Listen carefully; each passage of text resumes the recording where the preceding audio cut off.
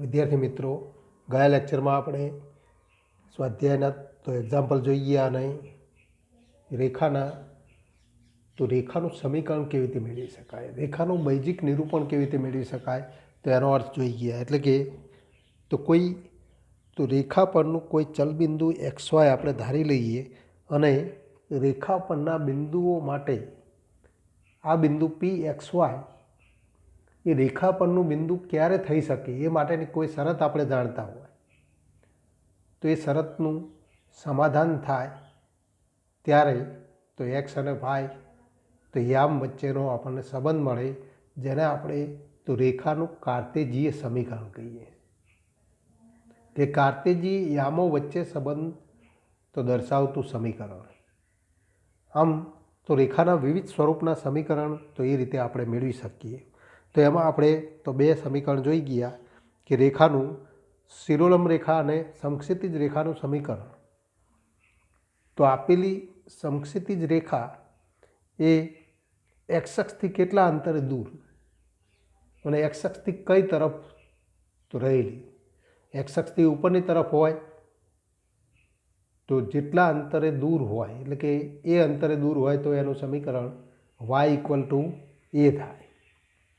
અને જો એક્સ અક્ષથી નીચેના અડતલમાં હોય એટલે કે ઋણ y અક્ષ તરફ હોય તો y = -a એ તો માગેલી સમક્ષિતિજ રેખાનું સમીકરણ થાય. એ જ રીતે શિરોલંબ રેખા માટે તો y અક્ષથી કેટલા અંતરે દૂર અને y અક્ષથી કઈ બાજુ એટલે કે તો y અક્ષથી તો ધન એક્સ અક્ષ તરફ તો રહેલી રેખા કે ઋણ એક્સ અક્ષ તરફ તો કેટલા અંતરે એના આધારે તો એનું સમીકરણ એટલે કે તો એવી y અક્ષ તો y અક્ષના સમાંતર કે શિરોલંબ રેખાનું સમીકરણ y = b કે y = -b થાય.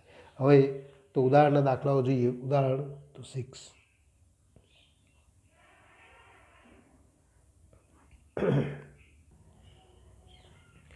તો ઉદાહરણ નંબર તો 6 -2 3 બિંદુમાંથી પસાર થતી અને અક્ષોને સમાંતર રેખાઓના સમીકરણ મેળવો.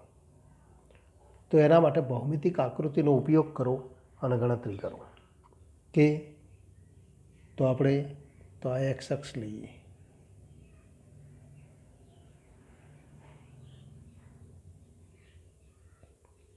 વાય અક્ષ અને આ એક્સ અક્ષ.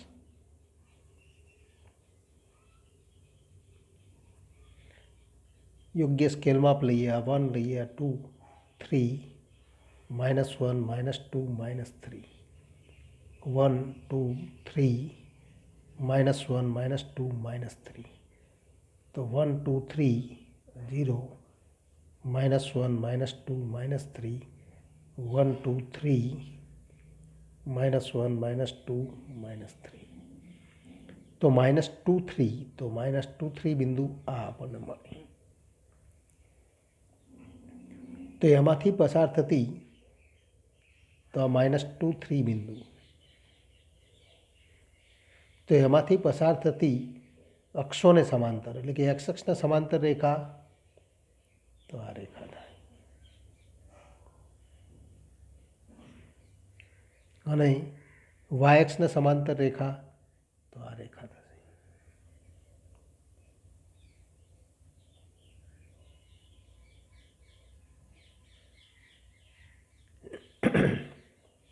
તો આપણે જાણીએ છીએ કે તો સમક્ષિતિજ રેખા પરના પ્રત્યેક બિંદુનો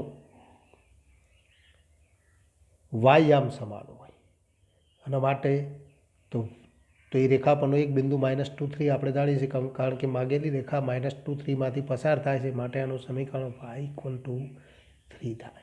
અને શિરોલંબ રેખા ઉપરના પ્રત્યેક બિંદુનો એક્સ યામ સમાન હોય પણ તો એ પૈકી એક બિંદુનો યામ તો એક્સ યામ -2 છે, માટે તો x = -2 એ શિરોલંબ રેખાનું સમીકરણ થાય. તો આપણે કહી શકીએ કે આકૃતિ પરથી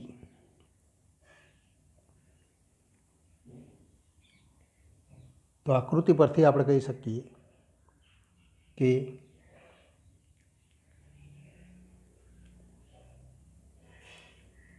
માગે સમક્ષિતિજ રેખા એટલે કે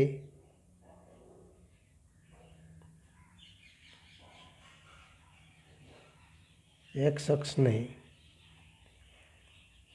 સમાંતર રેખા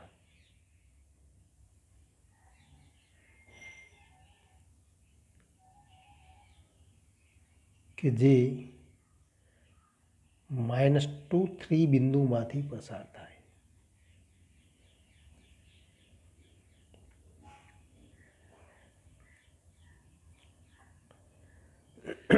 પરંતુ એક્સ અક્ષને સમાંતર રેખા કે સમક્ષિતિજ રેખા પરના પ્રત્યેક બિંદુનો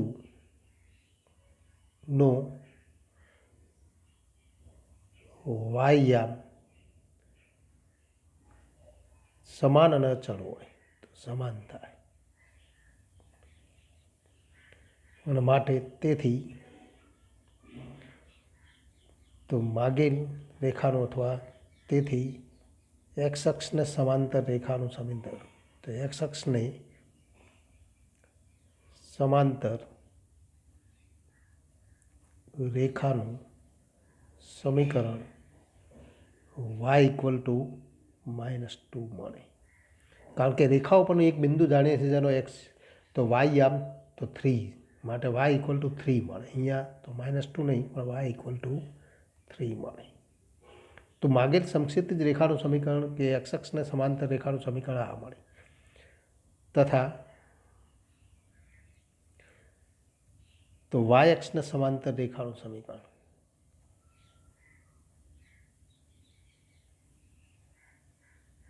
તો વાય અક્ષને સમાંતર રેખા પરના પ્રત્યેક બિંદુનો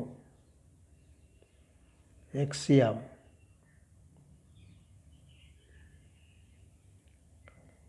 અચળ મળે. પરંતુ માગેલ રેખા તો આ બિંદુમાંથી પસાર થાય છે. માગેલ રેખા -2 3 માંથી પસાર થાય.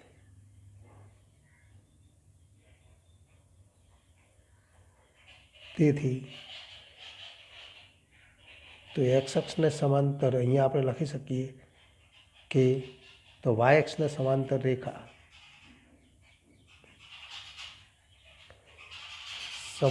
રેખાનું સમીકરણ તો રેખાનું સમીકરણ x = -2 મળે. તો x = -2 એ માગેલ રેખાનું સમીકરણ થાય. તો આમ તો અક્ષોને સમાંતર બંને રેખાઓ આપણે મેળવી ગયા.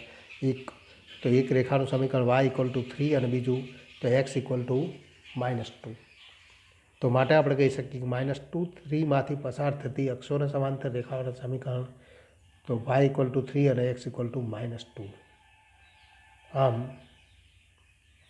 -2 3 બિંદુમાંથી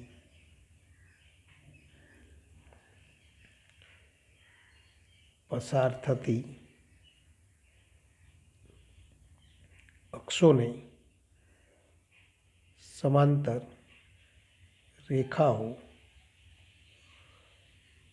y = 3 અને x = -2 મળે. તો આ બે રેખાઓ મળે એમ આપણે કહી શકીએ. હવેથી આગળ વધીએ તો રેખાનું તો બીજું સ્વરૂપ બિંદુ ઢાળ સ્વરૂપનું સમીકરણ અને આપણે તો નંબર 2 કહીએ. પહેલું તો સમક્ષિતિજ અને શિરોલંબ રેખાઓના સમીકરણ આપણે જોઈ ગયા. હવેથી આગળ વધીએ તો બિંદુ ઢાળ સ્વરૂપ એટલે કે રેખા ઉપરનું કોઈ એક બિંદુ આપણને આપેલું હોય અને જો રેખાનો ઢાળ વ્યાખ્યાયિત હોય ને એ આપણે જાણતા હોય તો એવી રેખાનું સમીકરણ મેળવી શકાય. તો આપણે ધારી લઈએ ધારો કે Px0 y0 તો આ બિંદુમાંથી પસાર થતી એવી રેખા L પર તો રેખા L તો આ બિંદુમાંથી પસાર થાય છે અને એનો ઢાળ m છે. એટલે કે Px0 y0 એ શિરોલંબ ન હોય તેવી રેખા પરનું કોઈ બિંદુ તથા રેખાનો ઢાળ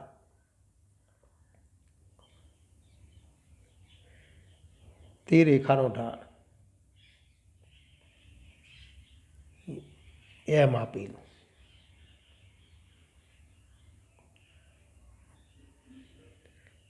તો આવી રેખાનું આપણે સમીકરણ મેળવ્યું છે. તો અહીંયા ગુણધર્મ આપણને આપેલું, શરત આપેલી કે રેખાનો ઢાળ એમ છે અને તો P(x0, y0)માંથી એ પસાર થાય. તો રેખા માટે તો ફરી આપણે કહી શકીએ કે કોઈ ચલ બિંદુ, તો આ રેખા ઉપરનું બિંદુ ધારી લો. તો રેખાનું બૈજિક નિરૂપણ મેળવવા માટે તો આપણે અગાઉ જોઈ ગયા કે P(x, y) રેખા ઉપરનું કોઈ એક બિંદુ ધારી લઈએ અને એના આધારે આપણે ગણતરી કરીએ છીએ. તો અહીંયા આપણે જોઈ શકીએ છીએ કે તો P(x0) તો આપણે અહીંયા તો આકૃતિ દોરીએ. આ આપણે તો એક્સ અક્ષ લઈએ, વાય અક્ષ અને આ એક્સ અક્ષ. હવે તો આ કોઈ રેખા, આ રેખા ઉપર એક બિંદુ P(x0, y0) આવેલું અને રેખાનો ઢાળ, તો આ રેખાનો ઢાળ એમ, તો આ રેખાનો ઢાળ એમ આપણને આપેલું. તો એવી રેખા ઉપરનું એક કોઈ બિંદુ P તો XY આપણે ધારી લઈએ. ધારો કે કોઈ ચલ બિંદુ PXY એ રેખા પરનું કોઈ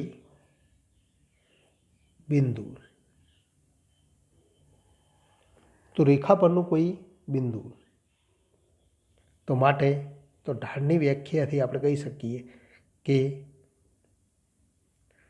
P(x0, y0) લીધું છે. તો આને આપણે તો અહીંયા AX1, AXY કહીએ અને આપણે AXY કહીએ. એ બિંદુ એ રેખા ઉપરનું બિંદુ. હવે આપણે કહી શકીએ માટે તો રેખા એલનો ઢાળ, અને આપણે એલ વડે દર્શાવીએ તો રેખાને તો એલ વડે દર્શાવીએ. એનો ઢાળ એમ છે એ આપણને આપેલું. તો આ રેખા એલ વડે દર્શાવીએ તો માટે તો રેખા એલનો ઢાળ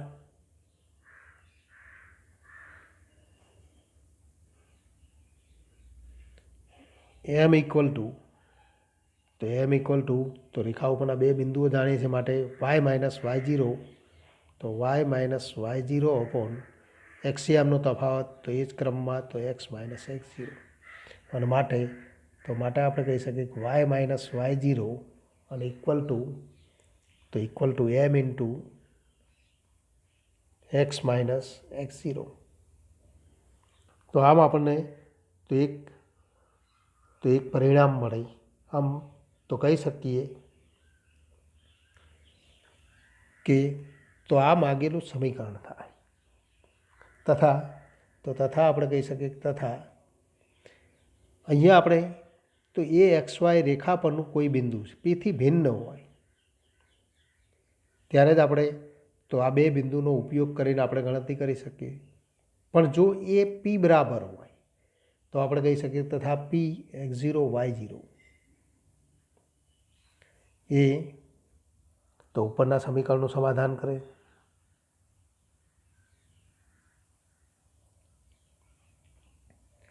એ રેખા પરના પ્રત્યેક બિંદુ XY સાથે તો ઉપરના સમીકરણનું સમાધાન કરે.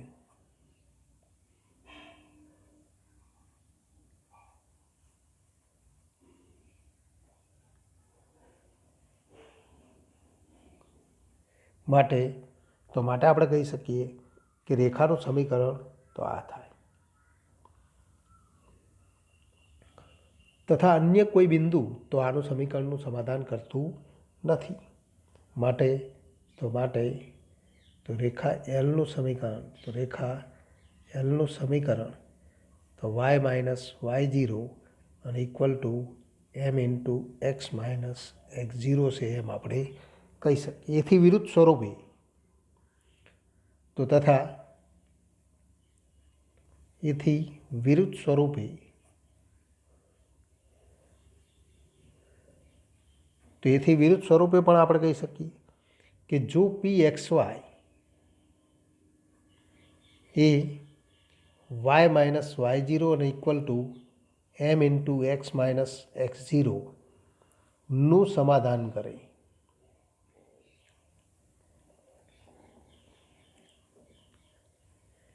તો આપણે કહી શકીએ તો પી એક્સ વાય આ સમીકરણનું સમાધાન કરે તો બિંદુ પી એ એક્સ ઝીરો વાય ઝીરો બિંદુમાંથી પસાર થતી આપણે એ એક્સ વાય લઈએ, કારણ કે પી તો આપણે પહેલાંમાં સંકેત લખેલો છે. તો બિંદુ એ તો એક્સ ઝીરો વાય ઝીરો બિંદુમાંથી તો આ એક્સ ઝીરો વાય ઝીરોમાંથી પસાર થતી અને એમ ઢાળવાળી રેખા પર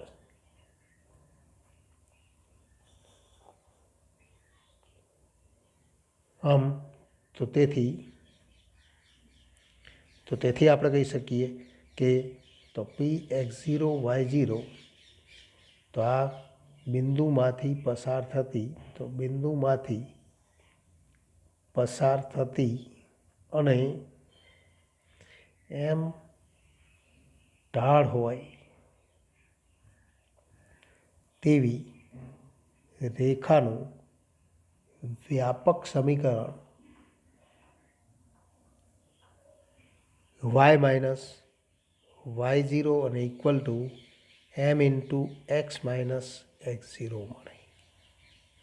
આને વ્યાપક શબ્દ એ માટે લખેલું છે કે આ શરતના સંદર્ભમાં વ્યાપક સમીકરણ, પણ તો આમ તો રેખાનું તો એ પ્રચલિત સમીકરણ એને તો રેખાનું સમીકરણ એક શબ્દ લખીએ તો રેખાનું સમીકરણ Y minus Y zero equal to M into X minus X zero. તો આ તો બીજું સ્વરૂપ મળ્યું. હવે તો એના ઉપર આધારિત ઉદાહરણ 7 બિંદુ -2 3 આ બિંદુમાંથી પસાર થતી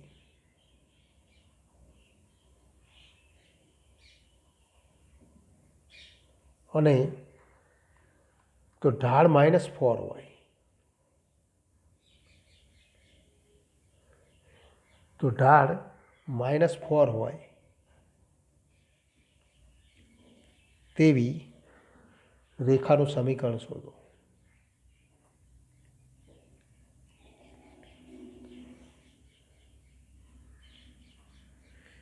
આન્સર તો અહીંયા પણ તો આ સમીકરણનો આપણે ઉપયોગ કરીશું કે અહીં આપણને આપેલું છે કે રેખાનો ઢાળ એમ ઇક્વલ ટુ -4 અને તો બિંદુ P x zero Y zero તો P x zero Y zero અને ઇક્વલ ટુ -2 3. તો આ બે પરિણામો, પરંતુ તો પી એક્સ ઝીરો વાય ઝીરોમાંથી પસાર થતી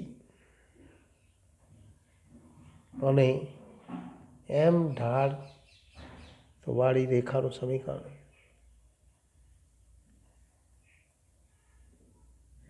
તો રેખાનું સમીકરણ વાય માઇનસ વાય ઝીરો અને equal to M into X minus X zero માટે તો વાય માઇનસ વાય ઝીરો એટલે કે તો વાય -3 તો વાય ઝીરોની જગ્યાએ બિંદુ કઈ કિંમત છે 3 તો વાય -3 ઇક્વલ ટુ એમ એટલે કે -4 ઇન્ટુ એક્સ -2 તો આવું સ્વરૂપ લખી શકાય. અને માટે તો વાય -3 અને ઇક્વલ ટુ -4x --+2 થઈ જાય તો -8 અને માટે તો 4x પ્લસ વાય -3 + 8 તો +5 અને ઇક્વલ ટુ 0 તો જે માગેલ સમીકરણ માગેલ રેખાનું સમીકરણ. તો આ માગેલ રેખાનું સમીકરણ થાય એમ આપણે કહી શકીએ. તો હવેથી આગળ વધીએ તો બે બિંદુ સ્વરૂપ રેખાનું સમીકરણ 2.4 અગાઉ આપણે જોઈ ગયા કે બિંદુ ઢાળ સ્વરૂપ એટલે કે પોઈન્ટ સ્લોપ ફોર્મ, અહીંયા 2 પોઈન્ટ ફોર્મ. તો રેખાનું સમીકરણ એટલે કે રેખા ઉપરના બે ભિન્ન બિંદુઓ આપણે જાણતા હોય તો એવી રેખાનું સમીકરણ તો આપણે મેળવીશું. ધારો કે રેખા એલ પર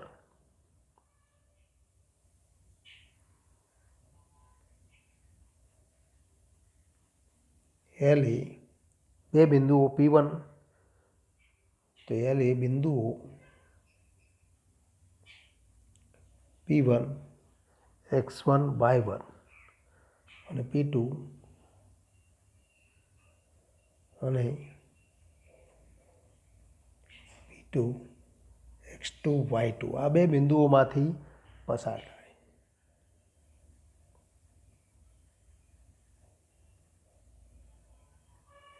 તો આ આપણને ગુણધર્મ આપેલું છે, બે બિંદુઓમાંથી પસાર થતી રેખા. હવે આપણે ધારી લઈએ, ધારો કે PXY એ રેખા એલ પરનું કોઈ પણ બિંદુ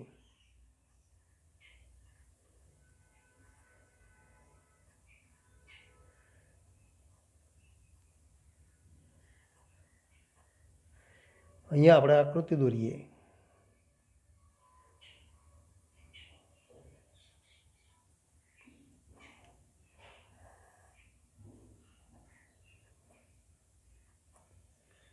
આ ધારો કે તો કોઈ રેખા,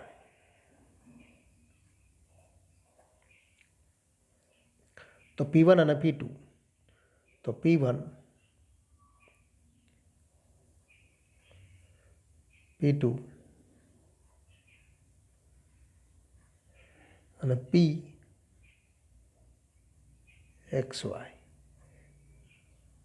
તો PXY રેખા એલ પરનું કોઈ પણ બિંદુ અને માટે આપણે કહી શકીએ તો માટે P1 અને P2, તો માટે P1 અને P2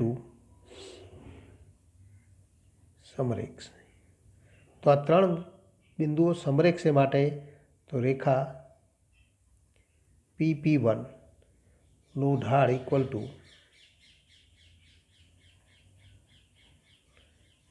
ટુ તો રેખા P1 P2 નો ઢાળ. તો આ બંનેનો ઢાળ સમાન થાય, પણ રેખા P1, તો P1 એટલે કે P અને P1 માંથી પસાર થતી રેખા અને P1 P2 માંથી પસાર થતી રેખા એક જ રેખા થાય માટે બંનેનો ઢાળ સમાન થાય. તો P1 તો એનો ઢાળ y માઇનસ y1, તો y minus y1 upon x minus તો x1 અને ઇક્વલ ટુ P1 P2 નો ઢાળ તો y2 minus y1 upon x2 minus x1, જ્યાં તો આવું સ્વરૂપ મળે તો y માઇનસ y1 અપોન તો x minus x1 equal to y2 minus y1 upon x2 minus x1. તો જ્યાં x1 is not equal to x2, તો જ્યાં x1 is not equal to x2, x1 અને x2 સમાન ન હોવા જોઈએ, કારણ કે x1 અને x2 સમાન હોય તો આપણે કહી શકીએ કે આવા સ્વરૂપમાં એને દર્શાવી શકાય નહીં, અને માટે તો આને આપણે બીજા સ્વરૂપમાં પણ લખી શકીએ. આમ તો y માઇનસ y1 અને ઇક્વલ ટુ તો y2 માઇનસ y1 અપોન તો x2 minus x1 into x minus x1. તો આવા સ્વરૂપે આપણે એને દર્શાવી શકીએ. તો આ અથવા આ સ્વરૂપ એ માગેલ રેખાનું તો સમીકરણ થાય એમ આપણે કહી શકીએ. તથા P1 x1 y1 તથા P2 x2 y2 બંને તો સમીકરણનું સમાધાન કરે.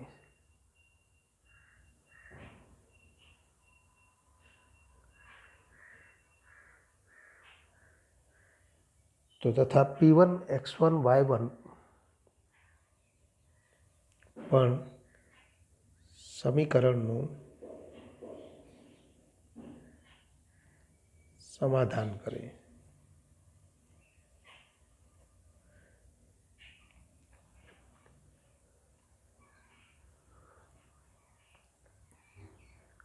એ જ રીતે P2 પણ સમીકરણનું સમાધાન કરે.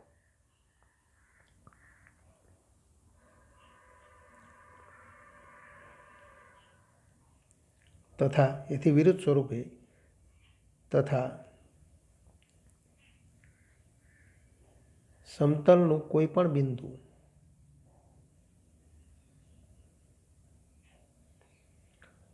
PXY એ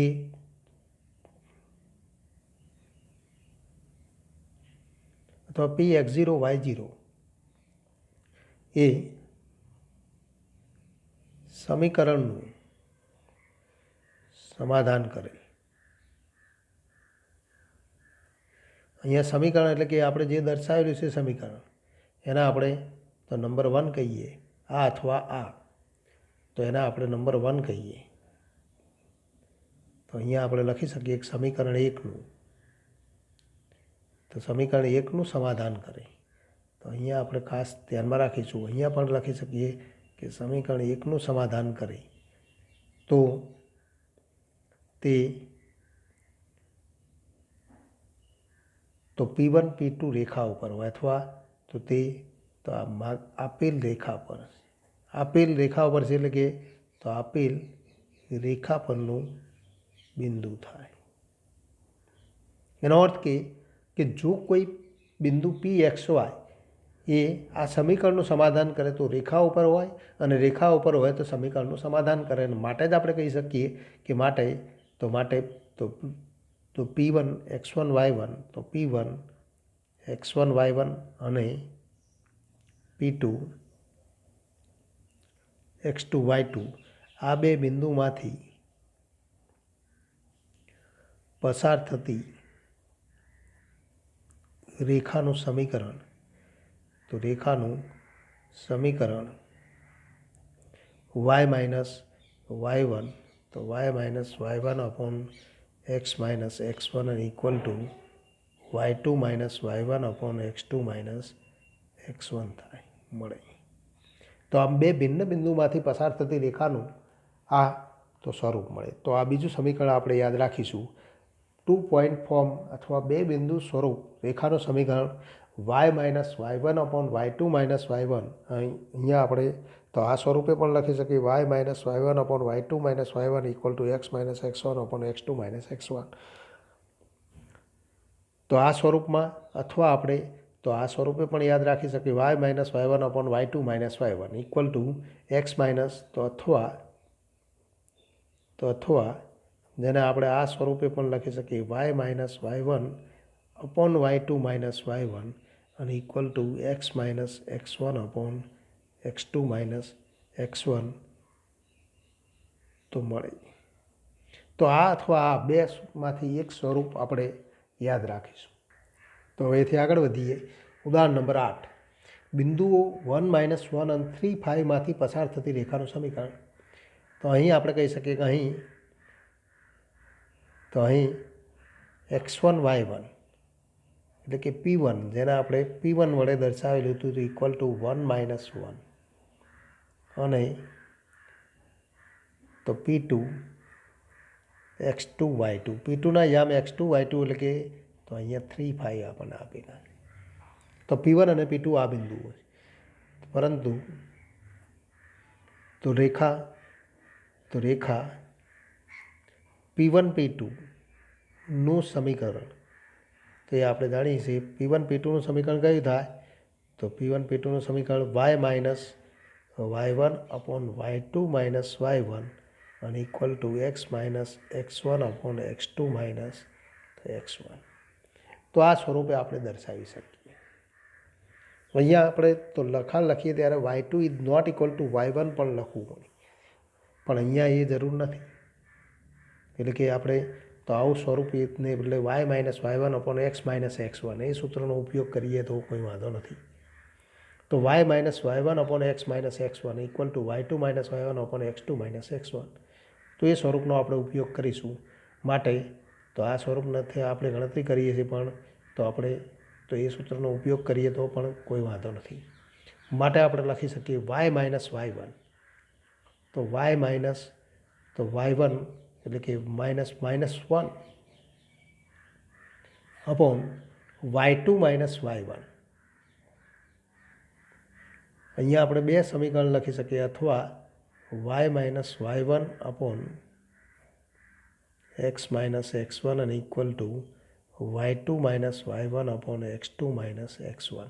તો આ સમીકરણનો અહીંયા આપણે ઉપયોગ કરીએ તો y માઇનસ y1 તો y minus minus 1 upon x minus તો x માઇનસ તો 1 અને ઇક્વલ ટુ તો ફરી આપણે લખી શકીએ y2 માઇનસ y1 તો 5 માઇનસ માઇનસ 1 તો 5 પ્લસ 1 તો 5 માઇનસ માઇનસ 1 अपॉन 3 માઇનસ 1 અને માટે તો y plus 1 upon x minus 1 equal to 5 plus 1 એટલે કે 6 अपॉन તો 2 અને ઇક્વલ ટુ 3 અને માટે તો y plus 1 equal to 3x minus 3 અને માટે તો 3x માઇનસ y તો આ બધા આ બાજુ લઈ જઈએ તો 3x minus y minus 4 equal to 0 જે માગેલ રેખાનું